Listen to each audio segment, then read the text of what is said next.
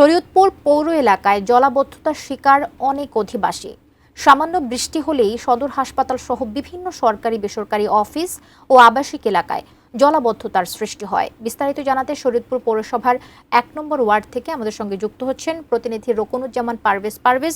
সংশ্লিষ্ট কর্তৃপক্ষ এই বিষয়গুলোকে আসলে প্রতিকারের জন্য কিরকম ব্যবস্থা গ্রহণ করছেন বা করবেন কিছু জানতে পেরেছেন?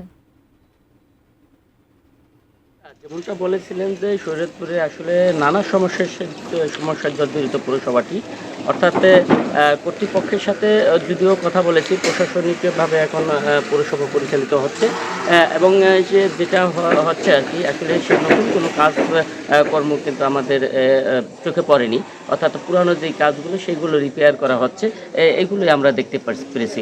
অর্থাৎ সামান্য বৃষ্টি হলেই কিন্তু শরীয়তপুরের পৌরসভার বিভিন্ন স্থানে, অর্থাৎ হাসপাতাল থেকে শুরু করে অর্থাৎ লোকালয়, আবাসিক এলাকা এবং রাস্তাঘাট তলিয়ে যায় এবং এছাড়া এই বৃষ্টির কারণে, অর্থাৎ বৃষ্টির জলাবদ্ধতার কারণে কিন্তু অনেক রাস্তাঘাটই ভেঙে গেছে, অর্থাৎ যার ফলে জনদুর্ভোগের কোনো কমতি নেই। আমি যদি দেখাই যে আমার পাশে একটি রাস্তা রয়েছে, অর্থাৎ এই রাস্তাটি কিন্তু একটি ঢাকার সাথে সংযুক্ত এই রাস্তাটি, অর্থাৎ এই রাস্তা দিয়ে কিন্তু অনেক গাড়ি যাতায়াত করে, সে কিন্তু যাতায়াত করলেও কিন্তু রাস্তা বিভিন্ন স্থান দিয়ে এর পানির জলাবদ্ধতা সৃষ্টি হয়েছে এবং বিভিন্ন স্থানে ভাঙন দেখা দিচ্ছে। অর্থাৎ এই নিয়ে কিন্তু শরীয়তপুরের মানুষের মাঝে প্রচুর ক্ষোভ বিরাজ করছে।